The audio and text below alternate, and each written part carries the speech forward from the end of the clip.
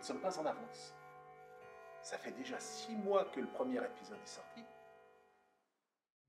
Si je vous demande de me citer un duo de détectives connus, il y a fort à parier que vous me répondiez Sherlock Holmes et John Watson. Et si ce duo était constitué en fait d'un trio, d'un troisième acteur tout aussi incontournable? Et qui est-il? Il s'agit tout simplement de Londres. La grande cité est sans aucun doute l'une des bases fondatrices de ce trio. Bien que certaines enquêtes de Holmes se déroulent en dehors de la capitale britannique, celle-ci est sans aucun doute le point central de la plupart des intrigues. Et qu'en est-il du Londres d'aujourd'hui? Après plus d'un siècle, vous allez me dire qu'il est difficile, voire impossible, de retrouver des éléments de l'univers de Sherlock Holmes dans la capitale moderne. Eh bien, détrompez-vous.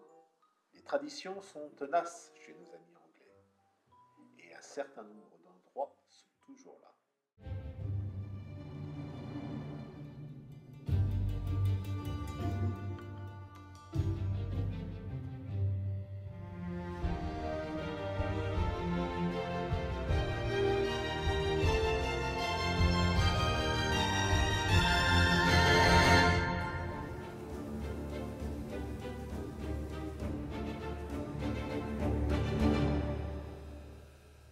En 1851, Londres fait 2 fois la taille de Paris et 3 fois celle de New York.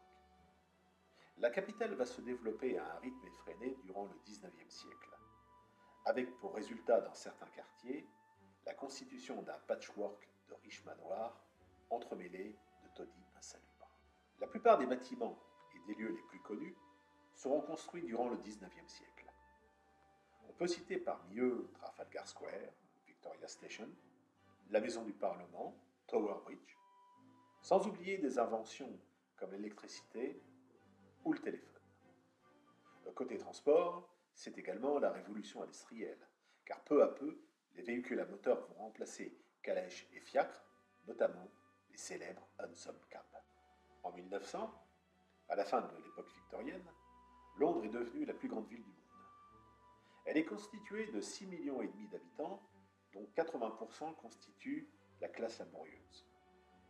La plupart vivent dans la pauvreté. Londres est la ville de tous les contrastes. Le travail y côtoie la mendicité, la respectabilité, la déchéance. Une autre composante du Londres victorien, c'est son fog. Un brouillard très particulier et souvent très épais, avec une petite dominante verdâtre, d'où son nom de pea souper, soupe de pois. Durant ces phases de brouillard très épais, la balade préférée des Londoniens était les bords de la Tamise, car là au moins, ils voyaient là où ils se promenaient. Le fog provenait principalement de la combustion du charbon utilisé dans l'industrie et comme principal moyen de chauffage de la plupart des habitations, mais également de l'humidité contenue dans l'air. Dans le sous-sol, c'est l'ouverture de la première ligne de métro en 1863. Comme vous le verrez, la plupart des endroits et des bâtiments restent inchangés depuis 1900, tandis que d'autres ont complètement disparu sous la marche du modernisme. Alors, en route pour cette première visite. Le Royal Albert Hall est une salle de concert donnant sur Hyde Park. Appelé originellement The Hall of Art and Science, son nom changea après la mort du prince Albert. Il fut inauguré en 1871 par la reine Victoria. Son architecture reprend en partie la forme du Colisée à Rome. Cette forme est tellement particulière qu'il a servi de point de repère pour les pilotes allemands pendant la Deuxième Guerre mondiale. C'est à cet endroit que Holmes proposera au docteur Watson d'aller entendre la cantatrice Carina dans la nouvelle Marchand de couleur retraité. La gare de Saint-Pancras fut ouverte en 1868. Le toit s'élève à 30 mètres au-dessus du sol et a été conçu à partir d'une structure de poutre métallique à portée unique d'une longueur de 74 mètres. Ce fut la plus longue travée construite à cette époque et maintes fois copiée, notamment pour la gare Grande Centrale de New York. Cette même année, débutera les travaux d'un des plus monumentaux grands hôtels londoniens. Construit en façade de la gare, il ouvrira le 5 mai 1873. Il s'agit du Saint-Pancras. Son concepteur est Sir George Gilbert Scott, l'architecte néogothique le plus prolifique du Royaume-Uni. Quant à son petit-fils, Gilles Gilbert Scott, on lui devra la création des célèbres cabines téléphoniques rouges. À cet endroit se déroulera le repas de mariage d'Osmer Angel et de Mary Sutherland dans la nouvelle Une affaire d'identité. La cathédrale Saint-Paul fut quant à elle le plus haut bâtiment de Londres jusqu'en 1962. À l'époque de Holmes, s'étendait une rue côté nord, connue pour être le quartier des éditeurs, libraires et imprimeurs. Paternoster Row. Sherlock Holmes était un habitué des lieux, tout comme un autre détective privé qui lui succédera, Harry Dixon. Sans oublier le célèbre gang qui porte ce même nom dans la série Doctor Who. Et à quelques rues de là, le lieu de la première rencontre entre Holmes et Watson, l'hôpital Saint-Barthélemy ou Saint-Barth Hospital. Endroit que l'on retrouve dans le roman de Conan Doyle, Une étude en rouge, et dans le premier épisode de la série Sherlock de la BBC. Il est fondé en 1123 par le moine Raher afin de prodiguer des soins aux pauvres de la cité londonienne.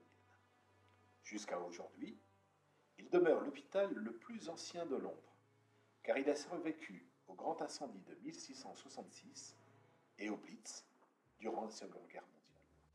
Et si vous décidez de le visiter, je vous invite à faire un tour par le petit musée que possède Saint-Barth, juste après la porte Henri VIII.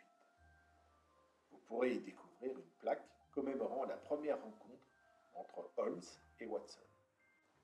Dans Une étude en rouge, Watson y travailla avant de devenir chirurgien militaire.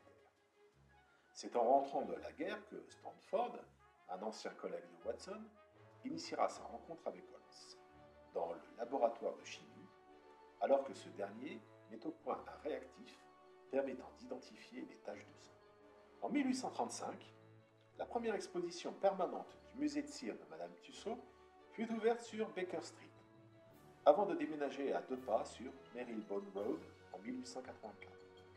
Au véritable 221 Baker Street se trouve la banque Abbey National, qui accueillit l'exposition Sherlock Holmes en 1951. Tandis qu'un peu plus loin, au 241 Baker Street, se trouve aujourd'hui le musée Sherlock Holmes. Mais saviez-vous qu'un autre personnage célèbre avait résidé à Baker Street? Entre 1930 et 1936, l'auteur de La machine à explorer le temps et de La guerre des mondes, Herbert George Wells, y est vécu. La station de métro Baker Street est l'une des plus anciennes de Londres. Ouverte le 10 janvier 1863, elle permettait de relier Paddington à Farringdon Street. Aujourd'hui, cette station possède une dizaine de quais et dessert 5 lignes différentes. Au mois de janvier 2013, le métro londonien fêta les 150 ans de l'ouverture de la première ligne en faisant circuler une locomotive à vapeur de l'époque.